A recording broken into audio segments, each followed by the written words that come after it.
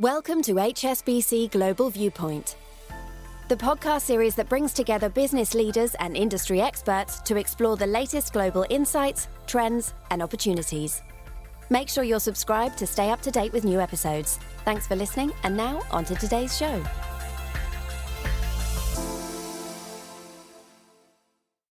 You're listening to the HSBC Global Research Macro Viewpoint, our weekly review of the key reports from our economists and strategists across the globe.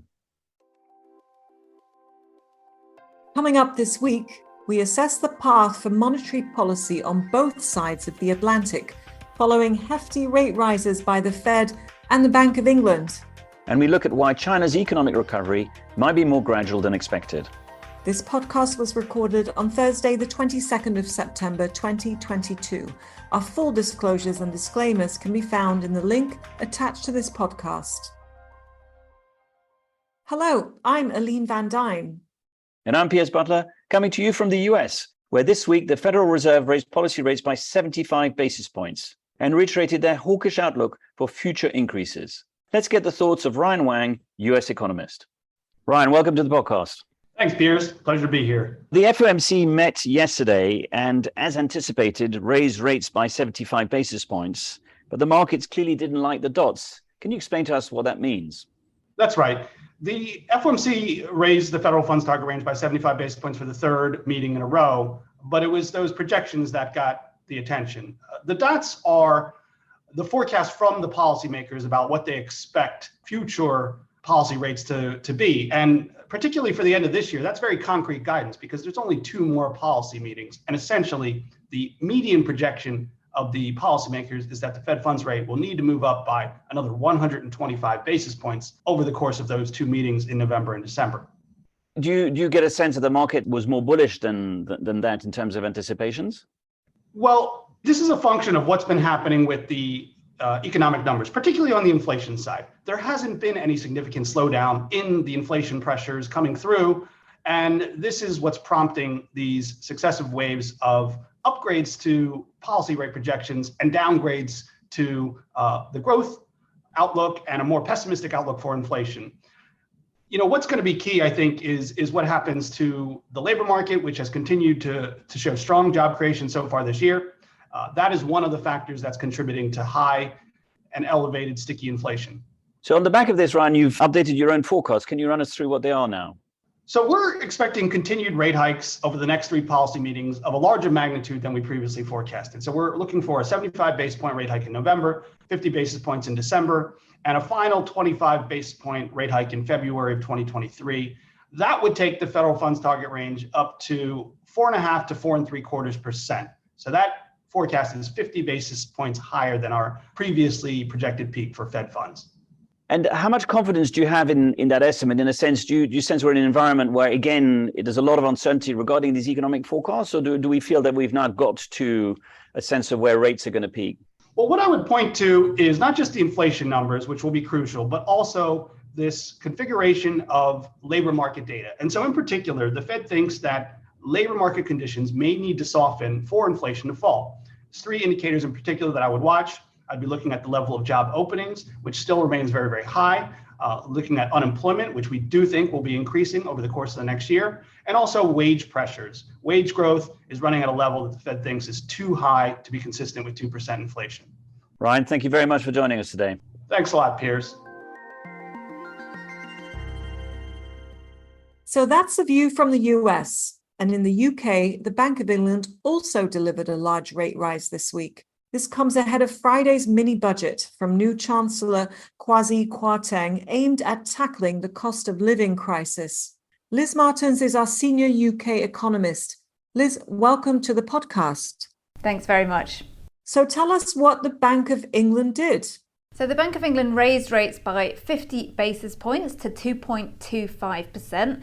That's in line with what we and the consensus of economists had expected, but it stopped a bit short of what the market had been pricing, which was a pretty strong chance of a larger 75 basis point move, which of course we've seen from other central banks like the Fed and the ECB. Now, interestingly, we saw a three-way split on the Monetary Policy Committee. So 3 members thought that there should have been that larger move for 75 basis points. A narrow majority of 5 went for the 50, and then the new member, Swati Dhingra, came in and immediately dissented in a dovish direction, voting for only 25 basis points. So there's a bit of a range of opinions on the committee, but ultimately that narrow majority prevailed for 50 basis points. Now, they also launched active quantitative tightening or QT. What's that all about, Liz? Yeah, so the bank's been doing passive QT, in other words, not reinvesting the bonds in its portfolio as they mature. They've been doing that for a while, but they've now started actively, or they're about to start rather, actively selling bonds into the market. That will start on the 3rd of October. It was all pre-flagged. There'd been some people had speculated they might delay it, but they have gone ahead and they voted 9-0 to do that. Now, we don't know actually what the impact of that will be, particularly in conjunction with much stronger government debt issuance. So that's quite experimental, and really the BOE is a global pioneer of this policies. A lot of central banks have done the passive side of QT, but the BOE is really the first to sell back into the market. So it's going to be quite interesting to see how that plays out. Liz, what do today's events tell us about what to expect going forward? Well, I think it is a hawkish shift from a central bank that has been relatively dovish thus far.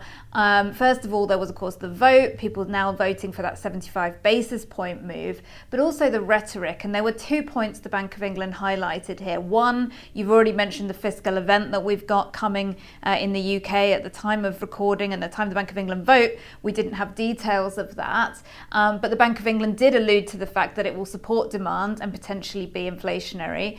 And they also alluded to the fact that the labour market has been stronger than they were expecting at the time of their last forecast round, and that too might ultimately be inflationary.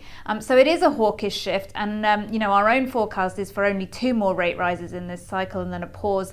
I think realistically, the news from today's meeting does suggest upside risks to that. Liz, thank you. Thank you.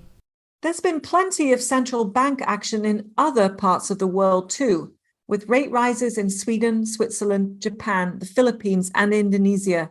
You can read further analysis on our website, research.hsbc.com. Before we move on, we'd like to invite you to join HSBC's Global Emerging Markets Forum, which is in full swing online and running until the 30th of September. Policymakers, thought leaders, corporates, and our team of experts here in Global Research will be sharing their views on the outlook for emerging markets. If you're interested in attending, please contact your local HSBC representative for more details. We finished this week in Asia, where economic headwinds have continued to weigh on China's growth outlook, leading our economics team to cut their GDP forecasts. Jing Liu is our chief economist for Greater China, and she spoke to Graham Mackay earlier. Jing, welcome to the podcast. Thanks for having me here. So you've downgraded your forecast for Chinese GDP for this year and next year as well. Give us a sense of what the new numbers are. Right. So we actually downgrade this year's forecast from 4.1% to 3.5%, and next year from 5.8% to 5.2%. And the key drivers of those downgrades are? The headwinds seem to persist longer than we thought, and then the growth rebound happens later than we thought, or more gradually. The 2 headwinds, first is a COVID flare-up, and then, of course, the corresponding restrictions. The second one is ongoing housing market weakness. Right, both issues that we've been speaking about for quite a while now. In terms of COVID, just give us a sense of where we are right now in China and how that is influencing your thinking on the economic impact over the rest of the year. So if we look at the COVID flare-ups recently, I think, it's fair to say starting July, August, we have seen many different regions in China observe, a different kind of scale of outbreak. And in China standard, it has led to the lockdown in the second megacity, Chengdu of Sichuan, for about 18, 19 days. That's a city of 21 million people, is that right? Yes. And of course, correspondingly, we have seen more areas identified as either high or medium risk. And in China standards, once an area is identified as high or medium risk, then there will be more stringent restrictions. And you can imagine those restrictions will weigh on different things from consumption to retail to many other things. And in comparison with the outbreak we saw earlier in April and May, actually, in terms of the number of high and medium risk areas, and also in terms of their share of GDP, it's roughly the same as in the April and May outbreak. And the number look kind of staggering, about 30 to 35% of the GDP represented areas have been affected by COVID restrictions. However, this time around, we have seen them doing a better job in terms of ensuring production as well as logistics are running as smoothly as possible. So the drag on GDP growth and, as we see from the economic activity data, have been much less than before.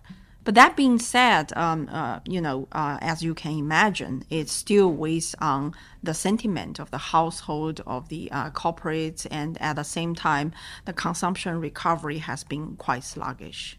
Understood. Okay, let's talk about the housing market next and property as a whole. Where are we at the moment, and what's the economic impact likely to be for this year into next? The housing market kind of weakness continues. If we look at the housing sales nationwide, or the property investment, or some other metric, basically it still points to the contraction. That being said, we start to see more and more measures being rolled out at different levels, trying to stabilize the housing market.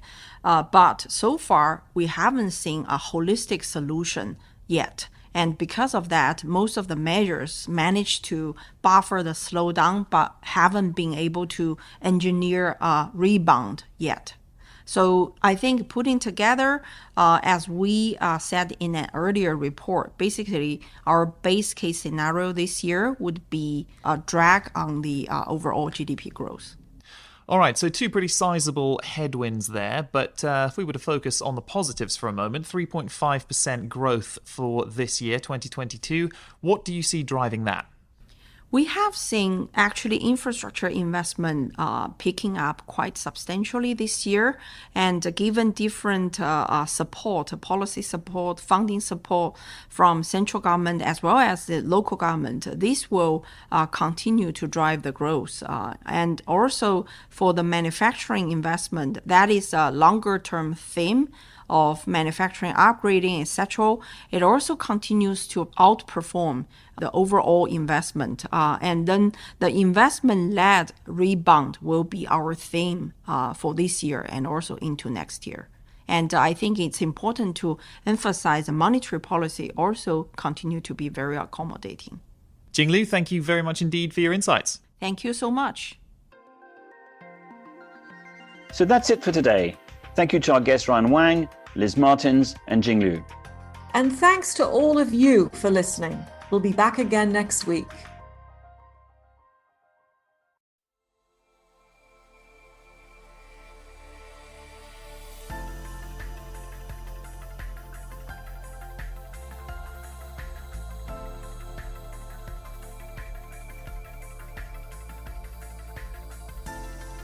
Thank you for joining us at HSBC Global Viewpoint.